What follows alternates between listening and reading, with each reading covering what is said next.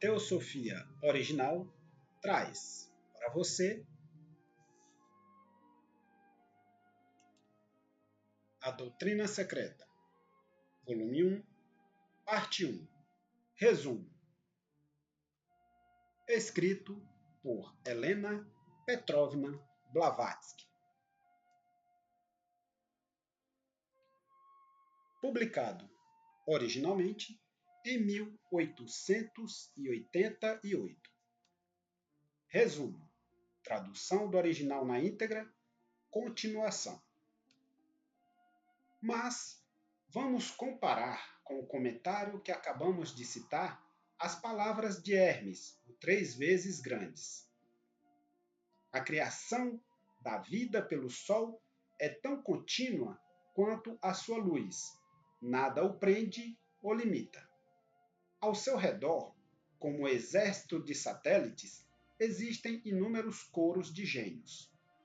Estes habitam na vizinhança dos imortais, e daí vigiam as coisas humanas. Eles cumprem a vontade dos deuses, karma, por meio de tormentas, tempestades, transições de fogo e terremotos. Da mesma forma, por fomes e guerras, pelo castigo da impiedade. É o Sol que preserva e nutre todas as criaturas, e assim como o mundo ideal, que envolve o mundo sensível, preenche este último, com a plenitude e variedade universal de formas. Também o Sol, envolvendo tudo à sua luz, realiza em todo lugar o nascimento e desenvolvimento de criaturas. Sob as suas ordens está o coro dos gênios, ou melhor, os coros, pois há muitos e diversos, e seu número corresponde ao das estrelas. Toda estrela tem seus gênios, o bem e o mal por natureza, ou melhor, por sua operação, pois a operação é a essência dos gênios. Todos esses gênios presidem assuntos mundanos, abalam e derrubam a constituição dos estados e dos indivíduos. Eles imprimem sua semelhança em nossas almas, estão presentes em nossos nervos, medula, veias, artérias e nossa própria substância cerebral. No momento em que cada um de nós recebe vida e ser, ele é levado pelos gênios elementais, que presidem os nascimentos e que são classificados sob os poderes astrais, espíritos astrais sobre-humanos. Eles mudam perpetuamente, nem sempre de forma idêntica, mas girando em círculos. Eles permeiam pelo corpo 2 partes da alma, para que cada uma receba a impressão de sua própria energia. Mas a parte razoável da alma não está sujeita aos gênios. Foi projetado para a recepção de ou do Deus, que a ilumina com um raio de sol. Aqueles que são assim iluminados são poucos em número, e deles os gênios se abstêm, pois nem os gênios nem os deuses têm poder na presença de um único raio de Deus. Mas todos os outros homens, alma e corpo, são dirigidos por gênios, a quem se apegam e cujas operações afetam. Os gênios, então, têm o controle das coisas mundanas, e nosso corpo as serve como instrumentos. O exposto acima, exceto alguns pontos sectários, representa aquilo que era uma crença universal comum a todas as nações, até cerca de um século atrás. Ainda é tão ortodoxo em suas amplas linhas gerais e características entre pagãos e cristãos, se alguém exceder um punhado de materialistas e homens da ciência. Se alguém chama os gênios de Hermes e seus deuses, poderes das trevas e anjos, como nas igrejas gregas e latinas, ou espíritos dos mortos, como no espiritismo, ou novamente, Buts e Devas, Shaitan ou Jinn, como ainda são chamados na Índia, e nos países muçulmanos, são todos a mesma coisa, ilusão. Que isso não seja, no entanto, mal interpretado no sentido em que a grande doutrina filosófica dos Vedantinos tem sido ultimamente pervertida pelas escolas ocidentais.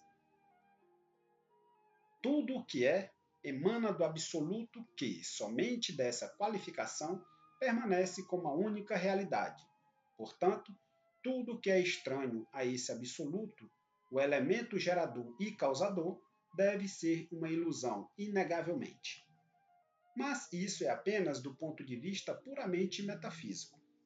Um homem que se considera mentalmente são, e é tão considerado por seus vizinhos, chama as visões de um irmão insano, cujas alucinações tornam à vista a vítima feliz ou supremamente miserável, conforme o caso. Ilusões e fantasias da mesma forma. Mas onde está aquele louco para quem as sombras hediondas em sua mente perturbada, suas ilusões, não são, por enquanto, tão claras e reais quanto as coisas que seu médico ou guardião pode ver? Tudo é relativo neste universo. Tudo é uma ilusão. Mas a experiência de qualquer plano é uma realidade para o ser percipiente, cuja consciência está nesse plano. Embora a referida experiência, considerada do ponto de vista puramente metafísico, possa ser concebida como não tendo realidade objetiva. Mas não é contra os metafísicos, mas contra os físicos e materialistas que os ensinamentos esotéricos têm que lutar. E por essas forças vitais, luz, som, eletricidade, mesmo a força objetivamente puxadora do magnetismo não tem nenhum objetivo e dizem existir apenas como modos de movimento, sensações e afetos da matéria.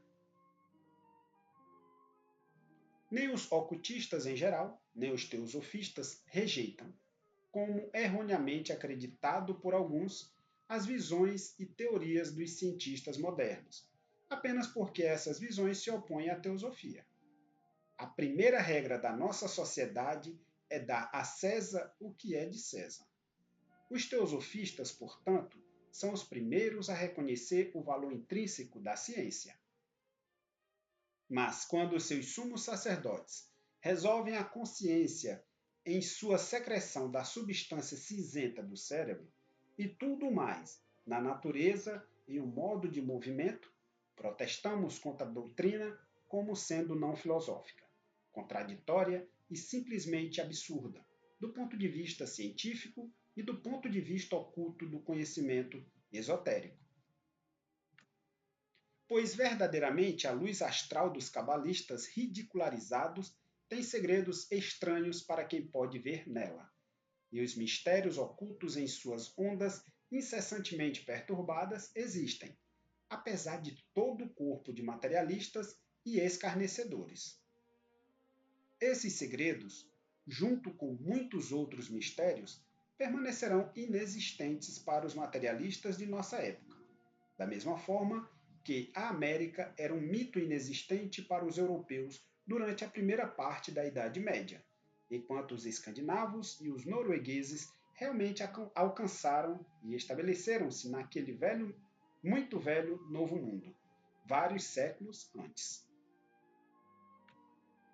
Mas, como um Colombo nasceu para redescobrir e forçar o velho mundo a acreditar que nos países antipodais também nascerão cientistas que descobrirão as maravilhas agora reivindicadas pelos ocultistas nas regiões de éter, com seus variados cidadãos multiformes e entidades conscientes. Então, e se recusar a voluntariamente, a ciência terá que aceitar a velha superstição, como tem aceito várias outras. E tendo sido forçado a aceitá-lo, a julgar pelas experiências passadas, seus professores instruídos com toda a probabilidade, como no caso do mesmerismo e do magnetismo, agora rebatizado de hipnotismo, são os pais e rejeitam seu nome. A escolha da nova denominação dependerá, por sua vez, dos modos de movimento, o novo nome dos processos físicos automáticos mais antigos entre as fibras nervosas do cérebro científico, de Mollescott, como também, muito provavelmente, na última refeição do nome, uma vez que, de acordo com o fundador do novo esquema hilo-idealista, cerebração é genericamente o mesmo que quilificação. Assim, se alguém acreditasse nessa proposição absurda, o novo nome da coisa arcaica teria que se arriscar, inspirado no fígado do nomeador, e somente essas verdades teriam chance de se tornarem científicas. Mas a verdade, por mais desagradável para as maiorias, geralmente cegas, sempre teve seus defensores, prontos para morrer por ela. E não são os ocultistas que protestarão contra sua adoção pela ciência sob qualquer novo nome.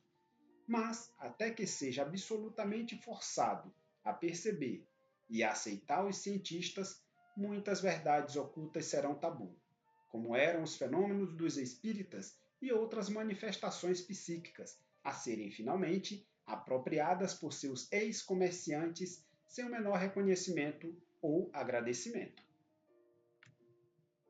O nitrogênio aumentou consideravelmente o conhecimento químico, mas seu descobridor, Paracelso, é até hoje chamado de charlatão. Quão profundamente verdadeiras são as palavras de H.T. Buckley em sua admirável História da Civilização, volume 1, página 256, quando ele diz: devido a circunstâncias ainda desconhecidas, segundo HPB, disposição kármica, aparecem de tempos em tempos grandes pensadores que, dedicando suas vidas a um único propósito, são capazes de antecipar o progresso da humanidade e produzir uma religião ou filosofia pela qual efeitos importantes são eventualmente trazidos à tona. Mas, se examinarmos a história, veremos claramente que, embora a origem de uma nova opinião possa ser devida a um único homem, o resultado que a nova opinião produz dependerá da condição das pessoas entre as quais ela é propagada. Se uma religião ou uma filosofia avançam muito em relação a uma nação, ela não pode prestar nenhum serviço atual, mas deve aguardar seu tempo até que as mentes dos homens estejam maduras para sua recepção. Toda ciência, todo credo teve seus mártires.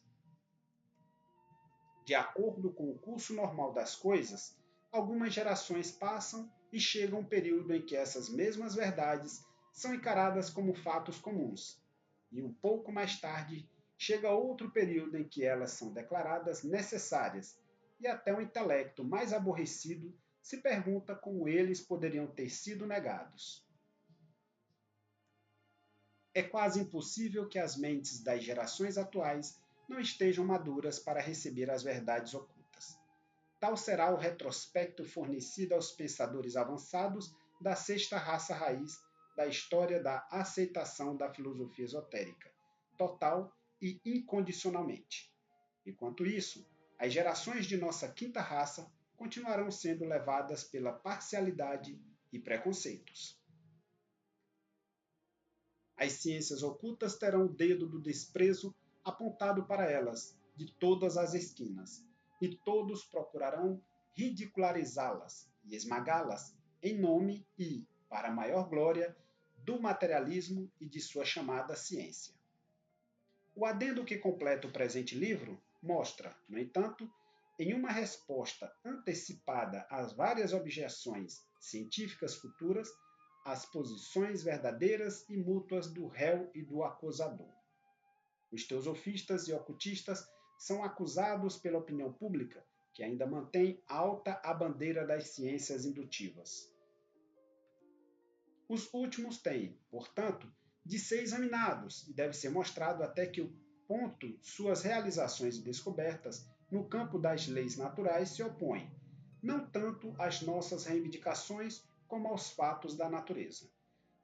Chegou a hora de verificar se as paredes da moderna Jericó são tão inexpugnáveis que nenhuma explosão da trombeta oculta é capaz de desmoronar.